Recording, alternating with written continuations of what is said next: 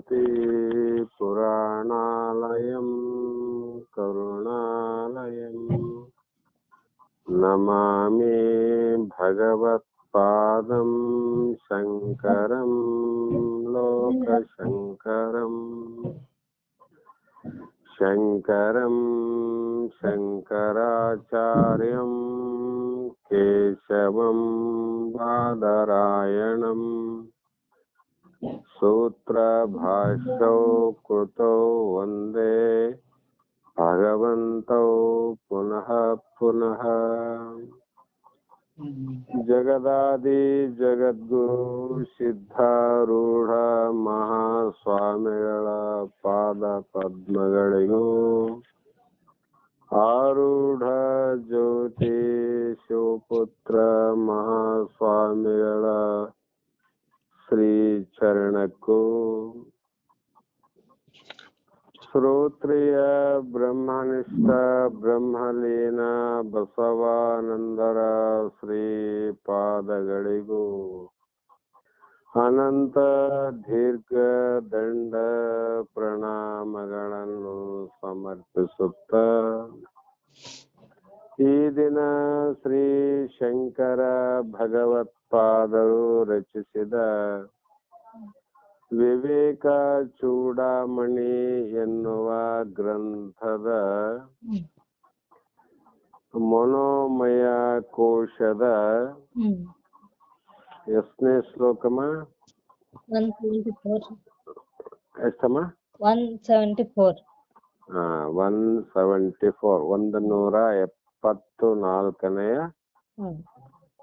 ಶ್ಲೋಕ ಇಂದಿನ ಆಧಾರದ ವಿಷಯವಾಗಿದ್ದು, ಹಿಂದೆ ಪಂಚಕೋಶಗಳ ವಿಚಾರದಲ್ಲಿ ಯಾವ ಅನ್ನಮಯ ಶರೀರ, ಪ್ರಾಣಮಯ, ಮನೋಮಯ ಕೋಶದಲ್ಲಿ ಈ 174ನೇ ಶ್ಲೋಕದಲ್ಲಿ ತಸ್ಮಾನ್ಯನ ಕಾರಣಮಸ್ಯ ಜಂತು ಬಂಧಸ್ಯ ಮೋಕ್ಷಸ್ಯ ಚ ವಾ ವಿಧಾನೆ ಬಂಧಸ್ಯ ಹೇತುರ್ಮಲೀನಂ ರಜೋಗುಣೈ ಮೋಕ್ಷಸ್ಯ ಶುದ್ಧಂ ವಿರಜಸ್ತ ಮಸ್ಕಂ ಅಂತೇಳಿ ಆ ಕಾರಣದಿಂದ ಯಾವ ಮನಸ್ಸು ಅನ್ನುವಂಥದ್ದು ಅದು ಸತ್ವ ರಜ ತಮಸ್ಸುಗಳಿಂದ ಕೂಡಿದ್ದು, ವಿರಜಸ್ತಮಸ್ಕ ಅಂದ್ರೆ ರಜಸ ತಮಸಗಳೆಲ್ಲದ ಶುದ್ಧವಾದ ಮನಸ್ಸು. ಆ ಮನಸ್ಸು ಮೋಕ್ಷಕ್ಕೆ ಕಾರಣವಾಗುತ್ತದೆ. ಆದುದರಿಂದ ಈ ಜೀವನಿಗೆ ಬಂಧವನ್ನಾಗಲಿ ಮೋಕ್ಷವನ್ನಾಗಲಿ ಉಂಟು ಮಾಡುವ ವಿಷಯದಲ್ಲೇ ಮನಸ್ಸೇ ಕಾರಣವಾಗಿರುತ್ತದೆ. ರಜಗುಣಗಳಿಂದ ಮಲಿನವಾದ ಈ ಮನಸ್ಸೇ ಬಂಧಕ್ಕೆ ಕಾರಣ. ರಜ ತಮೋ ಗುಣಗಳಿಂದ ರಹಿತವಾದ ಶುದ್ಧವಾದ ಮನಸ್ಸೇ ಮೋಕ್ಷಕ್ಕೆ ಕಾರಣ. ಆ ಕಾರಣದಿಂದ ರಜೋಗುಣ ಕಾರ್ಯಗಳಾದ ಕಾಮ ಲೋಭಾದಿಗಳಿಂದ ನಮಗೆ ಅತ್ಯಂತ ದುಃಖವನ್ನ ತಂದು ಕೊಡುವಂತದ್ದೇ ಈ ಮನಸ್ಸು. ಯಾವಾಗ ಅಂದ್ರೆ ಅದು ಮಲಿನವಾದಾಗ.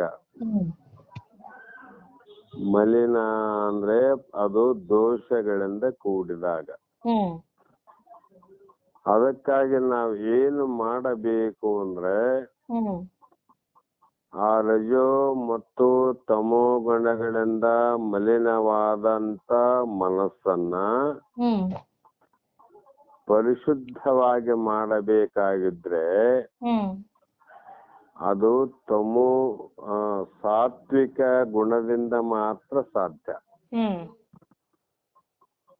ಹೇಗೆಂದರೆ ಹ್ಮ್ ಮನೆಯಲ್ಲಿ ಯಾವುದೋ ವಸ್ತುವಿನ ದುರ್ವಾಸನೆ ಅನ್ನುವಂಥದ್ದು ತುಂಬಿದ್ದರೆ ಹ್ಮ್ ಕೆಟ್ಟ ವಾಸನೆ ಬರಲಿಕ್ಕೆ ಪ್ರಾರಂಭ ಆಗ್ತದೆ. ಹ್ಮ್ ಆ ಕೆಟ್ಟ ವಾಸನೆ ಬರ್ತಿತ್ತು ಅಂದ್ರೆ ಹ್ಮ್ ಆ ದುರ್ವಾಸನೆಯನ್ನ ಹೊರಗೆ ಹಾಕ್ಬೇಕಾಗಿತ್ತು. ಹ್ಮ್ ಆ ದುರ್ವಾಸನೆ ನಮಗೆ ಬರಬಾರ್ದು ಅಂದ್ರೆ ಹ್ಮ್ ಸುವಾಸನೆ ಉಳ್ಳಂತ ಹ್ಮ್ ಒಳ್ಳೆಯ ಲೋಬಾನನ್ನಾಗಲಿ ಹ್ಮ್ ಅಥವಾ ಬಹಳ ಹ್ಮ್ ಘಮ ಘಮಿಸುವಂತ ಊದುಬತ್ತಿಯನ್ನ ಹಚ್ಚಿ ಹ್ಮ್ ಆ ದುರ್ವಾಸನೆಯನ್ನ ಕೆಡಬೇಕು. ಹ್ಮ್ ಅದೇ ಪ್ರಕಾರವಾಗಿ ಹ್ಮ್ ದುರ್ವಾಸನೆಯಿಂದ ಕೂಡಿದ ರಜೋತಮೋ ಅನ್ನುವಂತ ಮನಸ್ಸು ಹ್ಮ್ ನಾವು ಒಳ್ಳೆಯ ಹ್ಮ್ ಕಾರ್ಯಗಳ ಪ್ರಯತ್ನದಿಂದ ಹ್ಮ್ ಆ ಮನಸ್ಸಿನ ದೋಷವನ್ನ ಕಳೆದುಕೊಂಡು ಹ್ಮ್ ಮನಸ್ಸು ಸುವಾಸನೆಯಾದರೆ ಹ್ಮ್ ಅಲ್ಲಿ ಹೂವಿನಲ್ಲಿ ಸುವಾಸನೆ ಇರುವವರೆಗೂ ಹ್ಮ್ ದುಂಬಿಗಳು ತಾನಾಗೆ ಬಂದು ಹೂವಿನಲ್ಲಿ ಮಕರಂದವನ್ನು ಹೀರುತ್ತವೆ. ಹ್ಮ್ ಮಕರಂದ ಉಳ್ಳಂತ ಹೂವು ಹ್ಮ್ ದುಂಬಿ ಇದ್ದಲ್ಲಿಗೆ ಹೋಗೋದಿಲ್ಲ. ಹ್ಮ್ ದುಂಬಿಯೇ ಆ ಹೂವಿನ ಸಮೀಪ ಬರ್ತದೆ. ಹ್ಮ್ ಅದರಂತೆ ಪರಿಶುದ್ಧವಾದ ಮನಸ್ಸು ಆಯ್ತು ಅಂದ್ರೆ ಹ್ಮ್ ಆ ಆನಂದ ಅನ್ನುವಂಥದ್ದು ಹ್ಮ್ ಅಥವಾ ವಿವೇಕ ವೈರಾಗ್ಯ ಅನ್ನುವಂಥವು ಹ್ಮ್ ಸದ್ಗುಣಗಳಿಂದ ತಾನೇ ಪ್ರಾಪ್ತಿ ಆಗ್ತವೆ. ಹ್ಮ್ ಅದಕ್ಕೆ ಇಲ್ಲಿ ಮನಸ್ಸು ಬಹಳ ಬಲಿಷ್ಠವಾದದ್ದು ಅಂತ ಹೇಳಿದ್ರು. ಹ್ಮ್ ಮತ್ತೆ ಮುಂದಿನ ಶ್ಲೋಕದಲ್ಲಿ ಹ್ಮ್ ವಿವೇಕ ವೈರಾಗ್ಯ ಗುಣಾತಿರೇಕ ಶುದ್ಧತ್ವಮಸಾಧ್ಯ ಹ್ಮ್ ಮನೋವಿಮುಕ್ತೈ ಭವತ್ತೇತೋ ಬುದ್ಧಿಮತೋ ಮುಮುಕ್ಷು ಹ್ಮ್ ಸ್ವಾಭ್ಯಾಂ ದೃಢಾಭ್ಯಾಂ ಭವಿತವ್ ಅಗ್ರೆ ಅಂತ ಹ್ಮ್ ಈ ಶ್ಲೋಕದ ಅಭಿಪ್ರಾಯ. ಹ್ಮ್ ವಿವೇಕ ವೈರಾಗ್ಯ ಗುಣ ಅತಿರೇಕ ಅಂತಂದ್ರೆ ಹ್ಮ್ ವಿವೇಕ ವೈರಾಗ್ಯಗಳೆಂಬ ಗುಣಗಳ ಅತಿಶಯದಿಂದ ಹ್ಮ್ ಮನಸ್ಸು ಶುದ್ಧವಾಗಿ, ಹ್ಮ್ ಈ ಮನಸ್ಸು ಯಾವುದರಿಂದ ಸುವಾಸನೆ ಶುದ್ಧ ಆಗ್ತದಂದ್ರೆ ಹ್ಮ್ ವಿವೇಕ ಮತ್ತು ವೈರಾಗ್ಯ ಎಂಬ ಎರಡು ಗುಣಗಳಿಂದ. ಹ್ಮ್ ಈ ಮನಸ್ಸು ಶುದ್ಧವಾದಾಗ ಹ್ಮ್ ಯಾವ ಮುಕ್ತಿಗೋಸ್ಕರವಾಗಿ ಆ ಜೀವಿಯ ಮನಸ್ಸು ಯೋಗ್ಯವಾಗುತ್ತದೆ. ಹ್ಮ್ ಅದು ಮುಕ್ತಿ ಪಡಲಿಕ್ಕೆ ಹ್ಮ್ ಅದು ಯೋಗ್ಯವಾದ ಮನಸ್ಸಮ. ಹ್ಮ್ ಆದುದರಿಂದ ಬುದ್ಧಿವಂತನಾದ ಮುಮುಕ್ಷು ಹ್ಮ್ ಮೊದಲು ಅವೆರಡನ್ನು ಹ್ಮ್ ಯಾವಮ ವಿವೇಕ ಮತ್ತು ವೈರಾಗ್ಯ ಹ್ಮ್ ಇವೆರಡನ್ನ ಮೊದಲು ಹ್ಮ್ ಪ್ರಾಪ್ತಿ ಮಾಡಿಕೊಳ್ಳುವುದು ಅವಶ್ಯಕವಾಗಿದೆ ಅಂತ ಹ್ಮ್ ಈ ಶ್ಲೋಕದ ಅಭಿಪ್ರಾಯದಲ್ಲಿ ಹೇಳ್ತಾರೆ ನಾವು. ಹ್ಮ್ ಕಾರಣ ಮೊದಲೇ ಹೇಳ್ಯಾರ ಅವರು, ಹ್ಮ್ ಮನಸ್ಸು ಶುಚಿಗೊಳಿಸಬೇಕಾಗಿತ್ತಂದ್ರೆ ಹ್ಮ್ ವಿವೇಚನಾಶೀಲವಾದ ಬುದ್ಧಿಯಿಂದ ಹ್ಮ್ ಯಾವ ಮನಸ್ಸಿಗೆ ಇಂದ್ರಿಯಾದಿಗಳಲ್ಲಿ ಇರುವಂತ ಸುಖವನ್ನ ಹ್ಮ್ ನಿರಾಕರಿಸಿದರೆ, ಹ್ಮ್ ಅಂದ್ರೆ ಅವುಗಳಲ್ಲಿರುವಂತ ದೋಷವನ್ನ ಹ್ಮ್ ಮನಸ್ಸಿಗೆ ಗೊತ್ತಾಯ್ತಂದ್ರೆ ಹ್ಮ್ ಆವಾಗ ಆ ದೋಷದ ವಸ್ತುಗಳನ್ನ ಬಿಡಲಿಕ್ಕೆ ಹ್ಮ್ ಪ್ರಾರಂಭ ಮಾಡಿ ವೈರಾಗ್ಯ ಹೆಚ್ಚಾಗ್ತದಂತ. ಹ್ಮ್ ಇದು ಆಗಬೇಕಾಗಿದ್ರೆ ಹ್ಮ್ ಈ ಇಂದ್ರಿಯಾದಿಗಳಲ್ಲಿರುವಂತ ವಸ್ತುಗಳ ಸುಖವನ್ನ ಬಿಡಬೇಕಾಗಿದ್ರೆ ಹ್ಮ್ ಅದು ಬಿಟ್ಟ ಮೇಲೆ ವೈರಾಗ್ಯ ನಮ್ಮಲ್ಲಿ ಹೆಚ್ಚಾಗಬೇಕಾಗಿದ್ದರೆ ಹ್ಮ್ ಸತತವಾದಂತ ಹ್ಮ್ ಶಾಸ್ತ್ರದ ಅಭ್ಯಾಸ ಹ್ಮ್ ಮತ್ತು ಶ್ರವಣ ಮನನ ನಿಧಿಧ್ಯಾಸಗಳಿಂದ ಹ್ಮ್ ಈ ವಿವೇಕ ಬುದ್ಧಿಯು ವೃದ್ಧಿಸುವುದು. ಹ್ಮ್ ಆವಾಗ ಅಂಥ ಒಂದು ವ್ಯಕ್ತಿಗಳಲ್ಲಿ ಹ್ಮ್ ವಿವೇಕ ಅನ್ನುವುದು, ವಿಚಾರ ಅನ್ನುವುದು ಹ್ಮ್ ಹೆಚ್ಚಾಗ್ತಾ ಹೋಗ್ತದೆ. ಹ್ಮ್ ಆಗ ವೈರಾಗ್ಯವು ಕೂಡ ಹೆಚ್ಚಾಗ್ತದೆ. ಹ್ಮ್ ವಿವೇಕ ವೈರಾಗ್ಯಗಳು ಅನ್ಯೋನ್ಯ ಆಶ್ರಯವುಳ್ಳವು ಹ್ಮ್ ಹಾಗೂ ಪರಸ್ಪರ ಪೂರಕಗಳು, ಒಂದಕ್ಕೊಂದು ಸಂಬಂಧ. ಹ್ಮ್ ಯಾವ್ದಕ್ಕಮ್ಮ? ವೈರಾಗ್ಯ ಮತ್ತು ವಿವೇಕ ಹ್ಮ್ ಇವು ಒಂದು ನಾಣ್ಯದ ಎರಡು ಮುಖಗಳಿದ್ದಂತೆ. ಹ್ಮ್ ವೈರಾಗ್ಯ ಹೆಚ್ಚಿದರೆ ವಿವೇಕ ಹೆಚ್ಚಾಗ್ತದ, ಹ್ಮ್ ವಿವೇಕ ಹೆಚ್ಚಾದಂತೆಲ್ಲ ವೈರಾಗ್ಯವು ಹೆಚ್ಚಾಗ್ತದೆ. ಹ್ಮ್ ಆ ಕಾರಣಕ್ಕಾಗಿ ಹ್ಮ್ ಎರಡು ಎಷ್ಟು ಮುಖ್ಯ ಅಂದ್ರೆ ಹ್ಮ್ ನಮ್ಮ ದೇಹಕ್ಕೆ ಪ್ರಾಣವಾಯುವನ್ನ ಶ್ವಾಸ ಮತ್ತು ಉಚ್ಛ್ವಾಸಕ್ಕ ಹ್ಮ್ ಒಂದೇ ಮೂಗಿನ ಎರಡು ಸೊಳ್ಳೆಗಳು. ಹ್ಮ್ ಮೂಗಿಗೆ ಎರಡು ರಂಧ್ರವಲ್ಲಮ್ಮ, ಹ್ಮ್ ಅವು ಒಂದು ಮತ್ತು ಇನ್ನೊಂದಕ್ಕೆ ಪರಸ್ಪರ ಪೂರಕ ಅಂತ. ಹ್ಮ್ ಇವು ಎರಡು ಅತಿ ಪ್ರಾಮುಖ್ಯವಾದವು. ಹ್ಮ್ ಇದರಲ್ಲಿ ಯಾವುದು ಶ್ರೇಷ್ಠ ಯಾವುದು ಕನಿಷ್ಠ ಅಂತ ಹೇಳಂಗಿಲ್ಲ. ಹ್ಮ್ ಎರಡೂ ರಂಧ್ರಗಳು ಅತಿ ಮುಖ್ಯವಾದಂತ ಹ್ಮ್ ಪ್ರಾಣವಾಯುವನ್ನ ತೆಗೆದುಕೊಳ್ಳಲಿಕ್ಕೆ ಬಿಡಲಿಕ್ಕೆ ಬಹು ಪರಸ್ಪರವಾಗಿ ಹ್ಮ್ ಅತಿ ಮುಖ್ಯವಾದವು. ಹ್ಮ್ ಅದರಂತೆ ಮೋಕ್ಷವನ್ನ ಪಡೆಯಲೇಬೇಕು ಅನ್ನುವಂತ ಮೋಕ್ಷಾರ್ಥಿಗೆ ಹ್ಮ್ ಈ ವಿವೇಕ ಇದೆ, ವೈರಾಗ್ಯ ಇಲ್ಲಂದ್ರೂ ಅಷ್ಟು ಮುಖ್ಯ ಅಲ್ಲ. ಹ್ಮ್ ಬರೇ ವೈರಾಗ್ಯವಿದೆ ವಿವೇಕ ಇಲ್ಲಂದ್ರೆ ಕೂಡ ಅಷ್ಟು ಮುಖ್ಯ ಅಲ್ಲ. ಹ್ಮ್ ಈ ವಿವೇಕ ವೈರಾಗ್ಯ ಅನ್ನುವಂತ ಎರಡೂ ಕೂಡ ಹ್ಮ್ ಅಷ್ಟು ಶ್ರೇಷ್ಠವಾದಂತ ಹ್ಮ್ ಯಾವ ಸಾಧನ ಚತುಷ್ಟಯ ಸಂಪನ್ ಭರಿತನಲ್ಲಿ ಹ್ಮ್ ಇರುವತ್ನ ಮುಖ್ಯವಾದದ್ದು. ಹ್ಮ್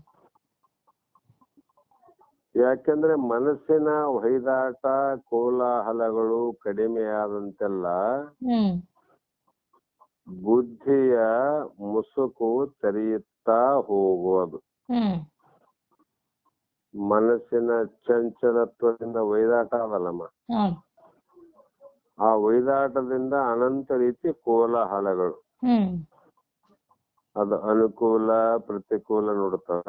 ಹ್ಮ್ ಅನುಕೂಲ ಆದಾಗ ಅದನ್ನ ಬಯಸ್ತದ, ಹ್ಮ್ ಅನಾನುಕೂಲ ಆದಾಗ ಅದೇ ವಸ್ತುವನ್ನ ನಿರಾಕರಿಸ್ತದ. ಹ್ಮ್ ಅದಕ್ಕೆ ಇವತ್ತ ಕೈವಲ್ಯ ಪದ್ಧತಿಯಲ್ಲಿ ಬಂದಿತ್ತಮ್ಮ ಒಂದು ವಿಷಯ. ಹ್ಮ್ ಈಗ ಸಾಮಾನ್ಯವಾಗಿ ನಾವು ಯಾವ ವಸ್ತುವಿನಲ್ಲಿ ಯಾವ ಸುಖನೂ ಇಲ್ಲ, ಯಾವ ದುಃಖನೂ ಇಲ್ಲ. ಹ್ಮ್ ನಮಗೆ ಅನುಕೂಲವಾದಾಗ ಆ ವಸ್ತುಗಳು ಹ್ಮ್ ಮತ್ತು ಆ ವ್ಯಕ್ತಿಗಳು ಕೂಡ ಬಹಳ ಪ್ರೇಮವಾಗಿ ಕಾಣ್ತಾರೆ. ಹ್ಮ್ ಯಾವಾಗ ಆ ವಸ್ತು ಮತ್ತು ಆ ವ್ಯಕ್ತಿ ಹ್ಮ್ ನಮಗೆ ಅನಾನುಕೂಲ ಆಗ್ತದ ಅಂತ ಗೊತ್ತಾದಾಗ ಹ್ಮ್ ಅಲ್ಲಿ ಏನಾಗ್ತದಂದ್ರೆ ಹ್ಮ್ ಕ್ರೋಧ ಅನ್ನುವಂಥದ್ದು ಉತ್ಪತ್ತಿ ಆಗ್ತದೆ. ಹ್ಮ್ ಪ್ರೇಮ ಹೋಯ್ತು, ಹ್ಮ್ ಅಲ್ಲಿ ವೈರತ್ವ ಪ್ರಾಪ್ತಿ ಆಯ್ತು ನೋಡ್ರಿ. ಹೌದು. ಅಂದ್ರೆ ಅದು ಬೇಡ ಅಂತ ಅರ್ಥ. ಹ್ಮ್ ಉದಾಹರಣೆ, ಹ್ಮ್ ಮಾವಿನ ಹಣ್ಣಿನ ಸೀಸನ್ ಅಲ್ಲಿ ಹ್ಮ್ ಮಾವಿನ ಹಣ್ಣುಗಳನ್ನ ಪಡಿಬೇಕು ಅಂತ ಹ್ಮ್ ಮನಸ್ಸು ಹಾತೊರಿತದೆ. ಹ್ಮ್ ಯಾಕಂದ್ರೆ ಅದರ ಮಧುರತ್ವ, ಅದರ ರುಚಿ, ಅದರ ರಸ ಹ್ಮ್ ಬಹಳ ಆನಂದ ಅಂತ ಅನಿಸಿದಕ್ಕೆ ಹ್ಮ್ ಆ ಹಣ್ಣಿನ ಅನುಕೂಲಕ್ಕಾಗಿ ಮನಸ್ಸು ಹಾತೊರಿತದೆ. ಹ್ಮ್ ಯಾವ ಹಣ್ಣನ್ನ ಹಾತೊರಿತಿತ್ತು ಮನಸ್ಸು, ಹ್ಮ್ ಅದೇ ಸೀಸನ್ ಮುಗದ ಮೃಗಶಿರ ಅನ್ನುವಂತ ಒಂದು ಕಾರ್ತಿ ಬಂದಾಗ ಹ್ಮ್ ಆವಾಗ ಆ ಹಣ್ಣನ್ನ ಯಾರು ತಿನ್ನಂಗಿಲ್ಲಮ್ಮ. ಹ್ಮ್ ಗಿಡದ ತುಂಬಾ ಹಣ್ಣಿದ್ರು ಕೂಡ ಹ್ಮ್ ಆ ಹಣ್ಣನ್ನ ತಿನ್ಲಿಕ್ಕೆ ಮನಸ್ಸು ಹ್ಮ್ ಅದು ಒಪ್ತಾ ಇಲ್ಲ.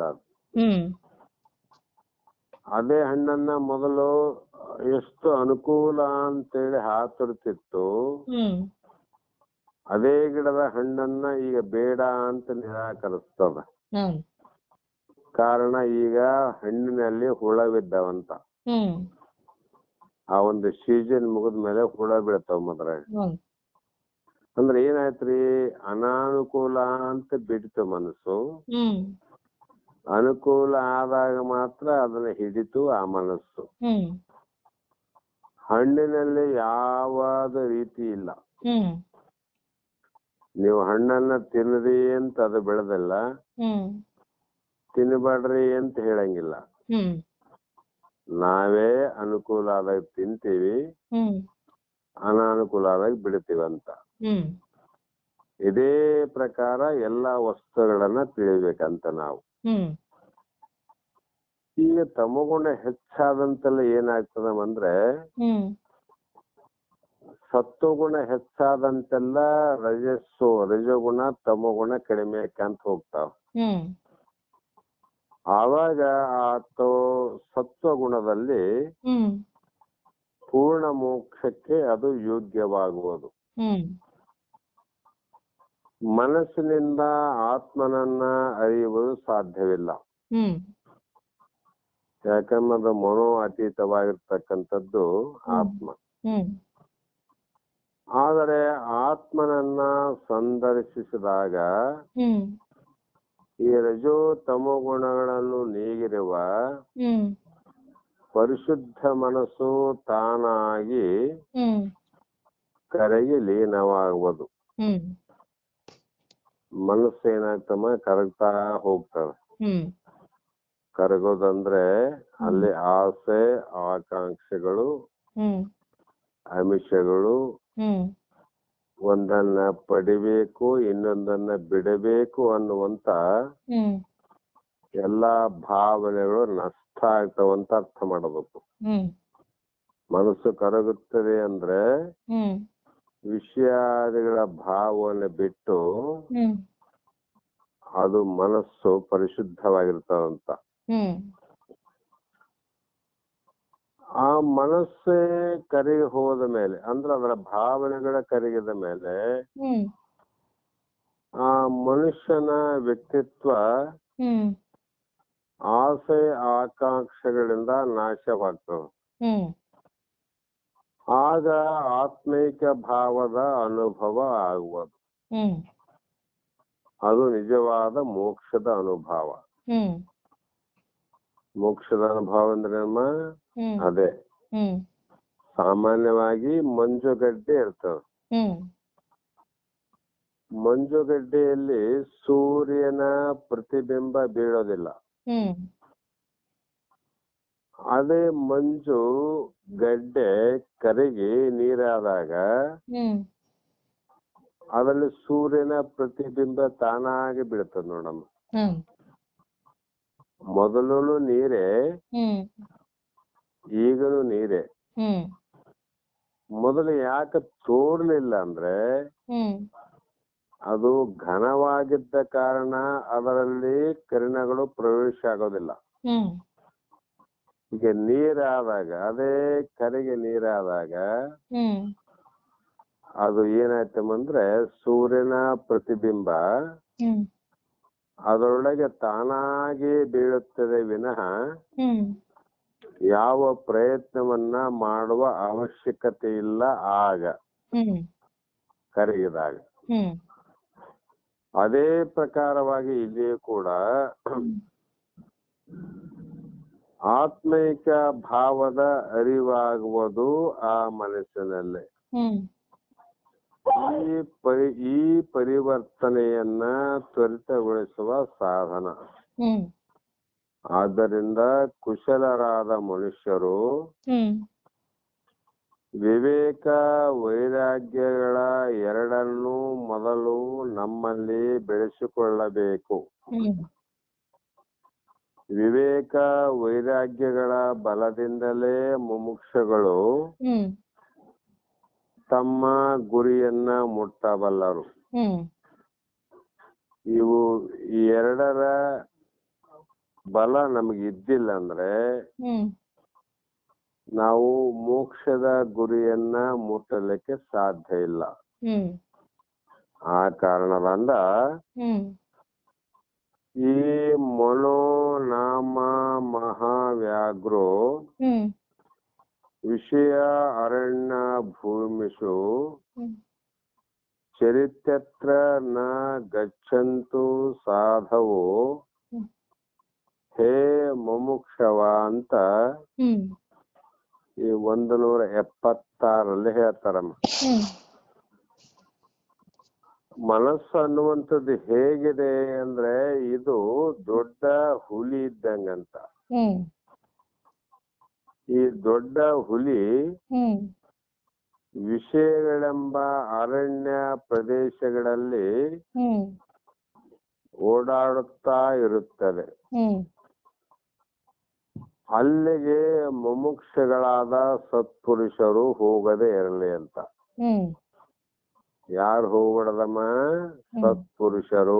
ಹ್ಮ್ ಮುಮುಕ್ಷಗಳು ಆ ಕಡೆ ಹೋಗಬಾರದು. ಹ್ಮ್ ಕಾರಣ ಮೋಕ್ಷ ಮಂದಿರವೆಂಬ ಪುಣ್ಯಕ್ಷೇತ್ರಕ್ಕೆ ಹ್ಮ್ ನಾವು ಪ್ರಯಾಣ ಮಾಡುತ್ತಿರುವ ಯಾತ್ರಿಕರು. ಹ್ಮ್ ಕೆಲವು ಜನ ಶ್ರೀಶೈಲಕ್ಕೆ ಹೋಗ್ತಾರೆ, ತಿರುಪತಿಗೆ ಹೋಗ್ತಾರೆ, ಕಾಶಿಗೆ ಹೋಗ್ತಾರೆ. ಹ್ಮ್ ಅವರವರ ಇಷ್ಟ ಬಂದ ಸ್ಥಳಗಳಿಗೆ ಹೋಗುತ್ತಾರೆ, ಬರುತ್ತಾರೆ. ಹ್ಮ್ ಅವೆಲ್ಲವೂ ಕೂಡ ಹೋದ ಮೇಲೆ ಪುನಃ ಹ್ಮ್ ಮರಳಿ ಬರುವಂತ ಸ್ಥಳಗಳೇ ವಿನಃ ಹ್ಮ್ ಅವು ಯಾವು ನಮಗೆ ಖಾಯಂ ಆಗಿ ಇರಲಿಕ್ಕೆ ಹ್ಮ್ ಆಸ್ಪದ ಕೊಡತಕ್ಕಂತ ಸ್ಥಳಗಳಲ್ಲ. ಹ್ಮ್ ಅದಕ್ಕೆ ಯಾತ್ರಿಕರು ಅಂತ ಹೆಸರಿಟ್ರು. ಹ್ಮ್ ಪ್ರವಾಸಿಗರು ಅಂತ ಕರೀತಾರೆ. ಹ್ಮ್ ಪ್ರವಾಸಕ್ಕೆ ಹೋದರು ಮತ್ತೆ ಮರಳಿ ಬರ್ತಾರಲ್ಲಮ್ಮ. ಹ್ಮ್ ಯಾತ್ರೆಗೆ ಹೋದ್ರು ಮತ್ತೆ ಮರಳಿ ಬರ್ತಾರ. ಹ್ಮ್ ಆದ್ರೆ ನಾವು ಹೋಗ್ತಕ್ಕಂಥದ್ದು ಎಲ್ಲಿಗೆ ಅಂದ್ರೆ ಹ್ಮ್ ಮುಕ್ತಿ ಎಂಬ ಮಂದಿರಕ್ಕೆ, ಆ ಪುಣ್ಯಕ್ಷೇತ್ರ.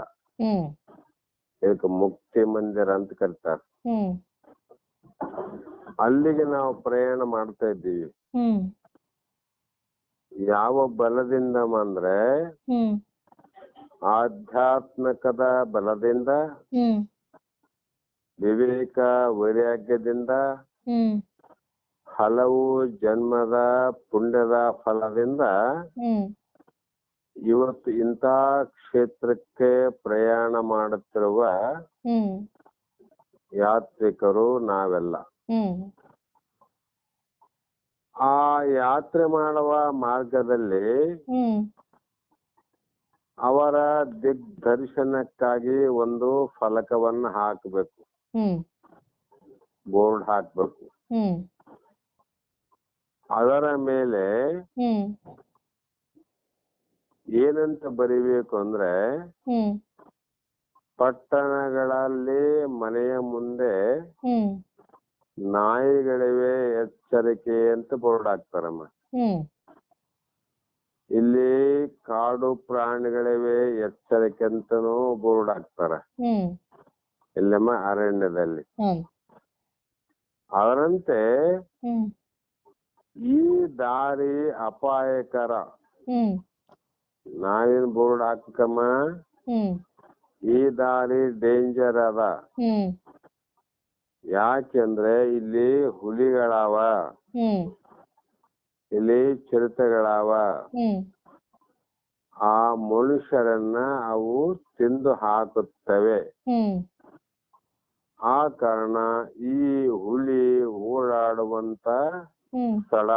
ಹ್ಮ್ ಆ ಕಾರಣ ಈ ದಾರಿಗೆ ಬರದೆ ನೀವು ಬೇರೆ ಮಾರ್ಗವನ್ನು ಹಿಡಿಯಿರಿ ಹ್ಮ್ ಅಂತ ಬೋರ್ಡ್ ಅನ್ನು ಹಾಕಿರ್ತಾರಮ್ಮ. ಹ್ಮ್ ಅದು ಎಚ್ಚರಿಕೆ ಅಂತ. ಹ್ಮ್ ಅದರಂತೆ ಮೋಕ್ಷದ ಸಾಧಕರಿಗೆ ಕೊಡುವ ಮುನ್ನೆಚ್ಚರಿಕೆ ಏನಂದ್ರೆ, ಹ್ಮ್ ನಮ್ಮ ಮನಸ್ಸಿನ ವಿಚಾರದಲ್ಲಿ ನಾವು ಯಾವಾಗಲೂ ಬಹಳ ಜಾಗರೂಕರಾಗಿರಬೇಕು. ಹ್ಮ್ ನಮ್ಮ ಆತ್ಮ ಸಂಯಮದ ಕೋಟೆ ಹ್ಮ್ ಎಷ್ಟೇ ಭದ್ರವಾಗಿರಲಿ, ಹ್ಮ್ ಮನಸ್ಸು ಎಲ್ಲಾದರೂ ಒಂದು ಕಳ್ಳ ಕಿಂಡಿಯನ್ನ ಹುಡುಕುತ್ತಲೇ ಇರುತ್ತದೆ. ಹ್ಮ್ ಈ ಮನಸ್ಸು ಏನ್ ಮಾಡ್ತದಂದ್ರೆ, ಹ್ಮ್ ನಾವು ಎಷ್ಟು ವಿವೇಕದಿಂದ ಎಷ್ಟೇ ವೈರಾಗ್ಯದಿಂದ ತಡೆದು ಹಿಡಿದ್ರು ಕೂಡ ಹ್ಮ್ ಅದು ಎಲ್ಲಾದ್ರೂ ಒಂದು ಸಣ್ಣ ಜಾಗವನ್ನ ಮಾಡಿ ಹ್ಮ್ ಮತ್ತ ರಾಗದ ಕಡೆ, ಹ್ಮ್ ಅವಿವೇಕದ ಕಾರ್ಯದ ಕಡೆ ಹೋಗುವ ಪ್ರಯತ್ನವನ್ನ ಮಾಡುತ್ತಲೇ ಇರುತ್ತದೆ. ಹ್ಮ್ ಯಾವಾಗ ಅದಕ್ಕೆ ಅವಕಾಶ ಸಿಗ್ತದ ಹ್ಮ್ ಆ ಕ್ಷಣದಲ್ಲೇ ಅದು ತಪ್ಪಿಸಿಕೊಂಡು ಹ್ಮ್ ಎಲ್ಲಿ ಹೋಗ್ತದಮ್ಮಂದ್ರೆ, ಹ್ಮ್ ವಿಷಯಗಳೆಂಬ ಮಹಾ ಅರಣ್ಯದ ಕಡೆಗೆ ಓಡುತ್ತದೆ ಮನಸ್ಸು. ಹ್ಮ್ ಮನುಷ್ಯರಿದ್ದ ಕಡೆ ಹುಲಿ ಓಡ್ತದಲ್ಲಮ್ಮ, ಹ್ಮ್ ಯಾಕಂತ ತಿನ್ಬೇಕಂತ. ಹ್ಮ್ ಅದಕ್ಕೆ ವಿಷಯಗಳನ್ನ ಕಂಡಾಗ, ಹ್ಮ್ ಎಲ್ಲವನ್ನ ಕಂಡಾಗ ನಾಯಿ ತಪ್ಪಿಸಿಕೊಂಡು ಓಡಿದಂತೆ, ಹ್ಮ್ ಅದರಂತೆ ಮನಸ್ಸು ಕೂಡ ಹ್ಮ್ ತಪ್ಪಿಸಿಕೊಂಡು ಹ್ಮ್ ವಿಷಯಾದಗಳ ಕಡೆ ಹೋಗುವಂತ ವಿಚಾರ ಮಾಡ್ತದ. ಹ್ಮ್ ಅಂತ ಸಮಯದಲ್ಲಿ ಹ್ಮ್ ಇಂದ್ರಿಯ ವಿಷಯಗಳ ಜೊತೆ ಇದ್ದಾಗಲೇ ಹ್ಮ್ ಮನಸ್ಸಿನ ಸಾಮರ್ಥ್ಯ 100 ಪಟ್ಟು ಹೆಚ್ಚಾಗ್ತದ. ಹ್ಮ್ ಉದಾಹರಣೆಗೆ, ಹ್ಮ್ ಒಂದು ಯಾವುದೋ ಒಂದು ತಿನ್ನುವಂತ ವಸ್ತು, ಹ್ಮ್ ಅದು ವಿಷಯಮ್ಮ, ಹ್ಮ್ ಅದರ ಅಪೇಕ್ಷೆ ಬಹಳ ಆಗ್ತದ, ತಿನ್ನಬೇಕು ಅಂತ ಅನಿಸ್ತದ. ಹ್ಮ್ ಅಂತ ಸಂದರ್ಭದಲ್ಲೇ ಹ್ಮ್ ಅದಕ್ಕ ನಾಲಿಗೆ ಮತ್ತು ಬಾಯಿ ಒಳಗಿನ ಹಲ್ಲು ಹ್ಮ್ ಇವೆರಡೂ ಕೂಡಿ ಬಂದ್ರೆ ಹ್ಮ್ ನಮ್ಮ ಅಪೇಕ್ಷೆ ಮತ್ತಷ್ಟು ಹೆಚ್ಚಾಗ್ತದ.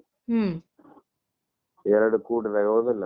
ಹ್ಮ್ ಇಲ್ಲ ತಿನ್ನುವ ವಸ್ತು ಇತ್ತು, ಅದ್ರ ನುರಿಯುವಂತ ಹಲ್ಲಿಲ್ಲ ಅಂದ್ರೆ ಹ್ಮ್ ಅಪೇಕ್ಷೆ ಗೌಣ ಇರ್ತದ. ಹ್ಮ್ ಇಲ್ಲಿ ಬಿಡಪ್ಪ ತಿನ್ಬೇಕಂತ ಅಪೇಕ್ಷೆ ಅದ, ಅಲ್ಲಿಲ್ಲ ಬಾಯಾಗಂತ ಹೇಳಿ ಹ್ಮ್ ಪಾಪ ಜಿಗುಪ್ಸೆ ಪಡ್ತಾನ ಆ ವ್ಯಕ್ತಿ. ಹ್ಮ್ ಅದರಂತೆ ಹ್ಮ್ ಮನಸ್ಸು ಯಾವಾಗ ಇಂಥ ಕಳ್ಳ ಕಿಂಡಿಯಿಂದ ಮತ್ತೆ ವಿಷಯಾದಿಗಳೇ ಹೋಗುವ ಅಭ್ಯಾಸ ಆಗ್ತದೋ, ಹ್ಮ್ ಮತ್ತೆ ತಪ್ಪಿಸಿಕೊಳ್ಳುವ ಪ್ರಯತ್ನವನ್ನ ಪದೇ ಪದೇ ಮಾಡ್ತದ್ರಿ. ಹ್ಮ್ ಒಂದ್ಸಲ ಬಿಡ್ತೀವಿ, ಅದ್ರ ರುಚಿ ಗೊತ್ತಾಯ್ತು ಅಂದ್ರೆ ಹ್ಮ್ ಮತ್ತೆ ಆ ಕಡೆ ಹೋಗೋ ಪ್ರಯತ್ನ ಮಾಡ್ತದ. ಹ್ಮ್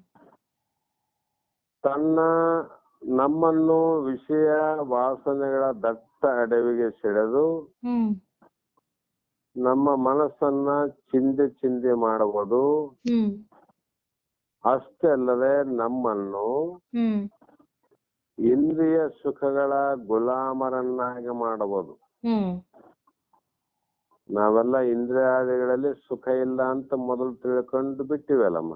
ಹ್ಮ್ ಈಗ ಏನ್ ಮಾಡ್ತದ ಮತ್ತೆ ಅದು ಹ್ಮ್ ಇಂದ್ರಿಯಗಳ ಗುಲಾಮನನ್ನಾಗಿ ಮಾಡಬಹುದು.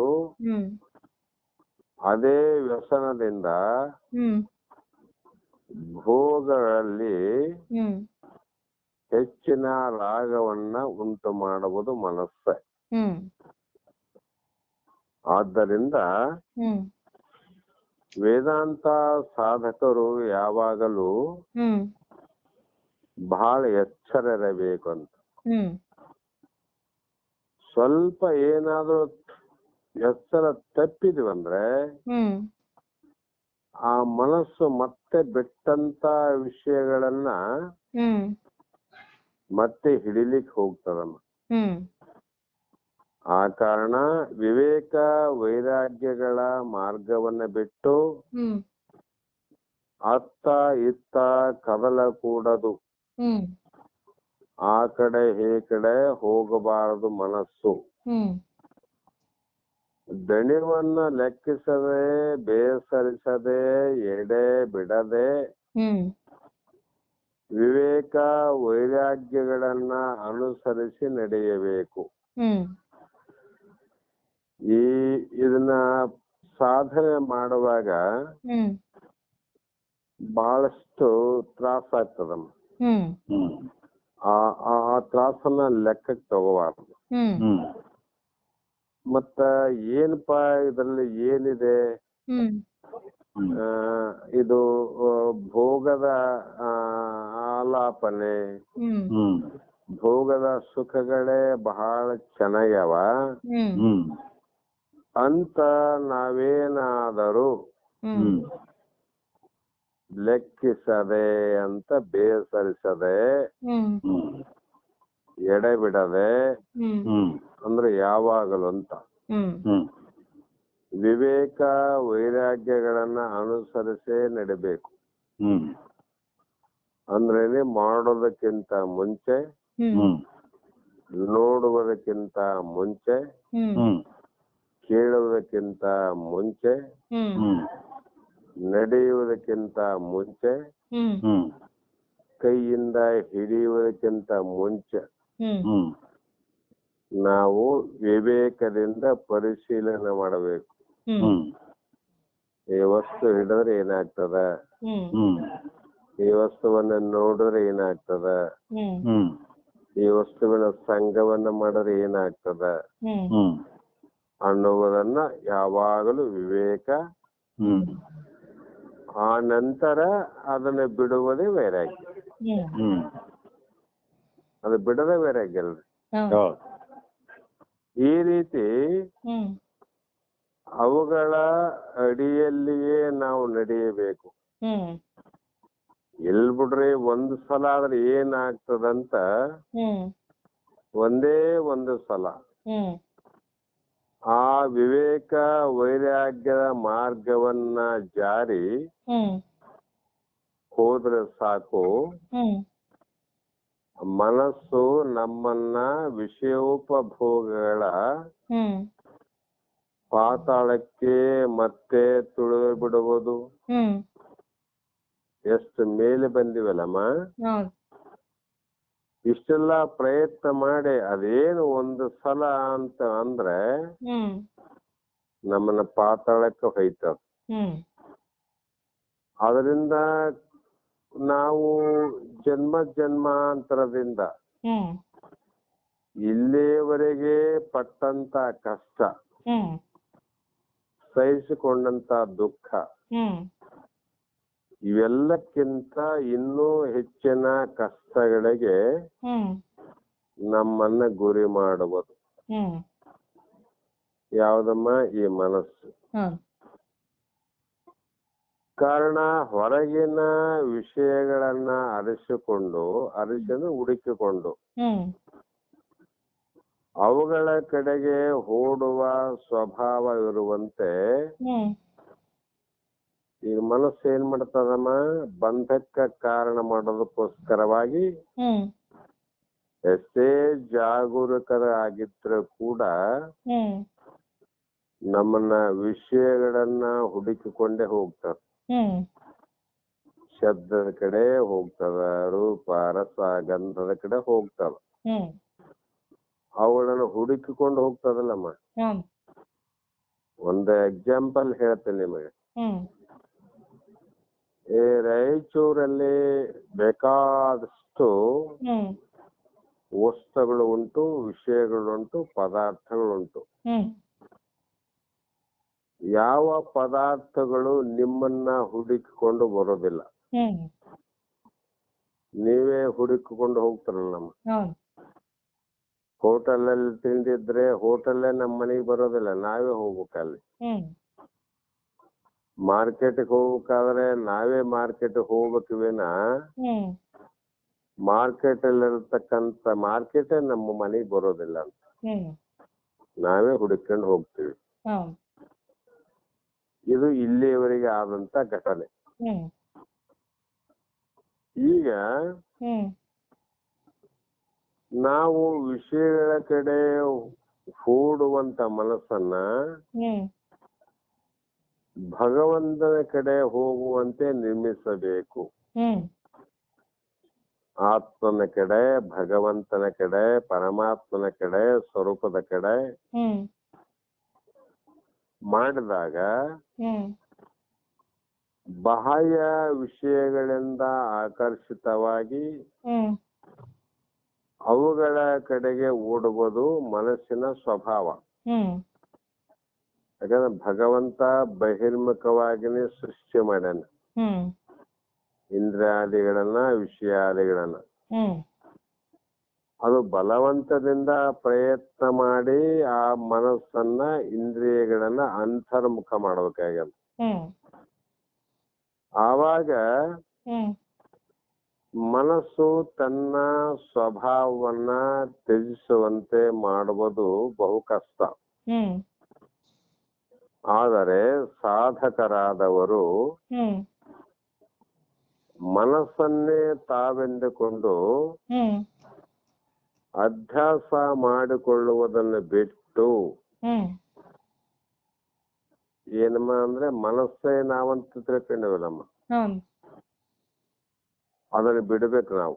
ಹ್ಮ್ ಅದರ ರಜಸ್ತಮೋ ಗುಣಗಳನ್ನ ಕನಿಷ್ಠ ಮಟ್ಟಕ್ಕೆ ಇಳಿಸಿ ಹ್ಮ್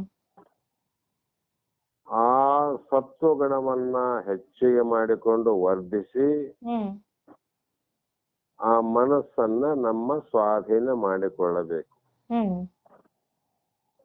ಹುಲಿಯನ್ನ ಕಂಡರೆ ಅದಕ್ಕೆ ಎದುರಾಗಿ ಓಡಿ ಹ್ಮ್ ಅದನ್ನ ತಪ್ಪಿಸಿಕೊಳ್ಳಲಿಕ್ಕೆ ಎಂದನ ಸಾಧ್ಯ ಆಗ್ತದ ನಮ್ಮ? ಇಲ್ಲ.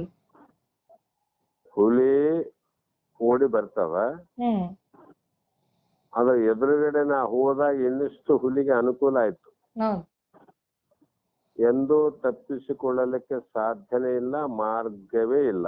ಹ್ಮ್ ಹಾಗೆಯೇ ಹ್ಮ್ ಮನಸ್ಸನ್ನು ಒಲಿಸಿ ಹ್ಮ್ ಮನಸ್ಸನ್ನ ಬಹಳ ಶುಚಿತ್ವ ಮಾಡಿ ಹ್ಮ್ ಮನಸ್ಸನ್ನ ಬಹಳ ಶಾಂತಿಯುತವಾಗಿ ಮಾಡಿ ಹ್ಮ್ ಮನಸ್ಸಿಗೆ ಬೇಕು ಬೇಡಗಳನ್ನ ವಿಂಗಡಿಸಿ ಹ್ಮ್ ಅದನ್ನ ನಾವು ಪಳಗಿಸಿದಾಗ ಹ್ಮ್ ನಮ್ಮ ಹಿತಕ್ಕೆ ಒದಗುವಂತೆ ಅದನ್ನು ಸ್ವಯಂದಲ್ಲಿ ಇಟ್ಟುಕೊಂಡು ಹ್ಮ್ ಮುಂದೆ ಹೋದರೆ ಹ್ಮ್ ನಮಗೆ ಕ್ಷೇಮ ಆಗ್ತದ ಹ್ಮ್ ಮತ್ತು ನಮ್ಮ ಪ್ರಗತಿ ಆಗ್ತದ. ಹ್ಮ್ ದಾರಿ ಅರಣ್ಯದಲ್ಲಿ ಮೃಗಗಳಿಂದ ತಪ್ಪಿಸಿಕೊಳ್ಳುವ ಉಪಾಯವನ್ನು ಮಾಡಿ ಹೋಗ್ಬೇಕು. ಹ್ಮ್ ಅದು ಬಿಟ್ಟು ಅದರ ವಿರುದ್ಧ ದಿಕ್ಕಿಗೆ ಹ್ಮ್ ಅದರ ಎದುರಿಗೆ ನಾವು ಹೋದಾಗ ನಾವಾಗೆ ಸಿಕ್ಕಿಕೊಂಡಂತೆ ಹ್ಮ್ ಅದರ ಪ್ರಗತಿ ಆಗೋದಿಲ್ಲ. ಹ್ಮ್ ಅದಕ್ಕಾಗಿ ಮನಸ್ಸನ್ನ, ಹ್ಮ್ ಅದು ಆತ್ಮ ಅಲ್ಲ, ಹ್ಮ್ ಮನಸ್ಸು ಅದು ಬ್ರಹ್ಮ ಅಲ್ಲ, ಹ್ಮ್ ಮನಸ್ಸು ಕೂಡ ಅದು ಇಂದ್ರಿಯಾದಿಗಳಿಗೆ ಒಡೆಯನಾಗಿ ಹ್ಮ್ ಎಲ್ಲಾ ಸಾಧಕರಲ್ಲದ ಹ್ಮ್ ಸಕಲರನ್ನು ತಾನು ತಿಂದು ಹಾಕುವಂತ ಪ್ರಯತ್ನ ಮಾಡುವಂತ ಹ್ಮ್ ಕಾಡಿನಲ್ಲಿರುವ ಮೃಗವಿದ್ದಂತೆ. ಹ್ಮ್ ಅದಕ್ಕಾಗಿ ಹ್ಮ್ ಎಚ್ಚರಿಕೆಯಿಂದ ಹ್ಮ್ ಅದನ್ನ ನಾವು ಪಳಗಿಸ್ಬೇಕು ಅಂದ್ರೆ ಸಾಧನೆಗೆ ಹಚ್ಬೇಕಂತ ಹ್ಮ್ ಈ ರೀತಿ ಹೇಳಿ ಮತ್ತೆ 177ನೇ ಶ್ಲೋಕದಲ್ಲಮ್ಮ ಹ್ಮ್ ಮನಃ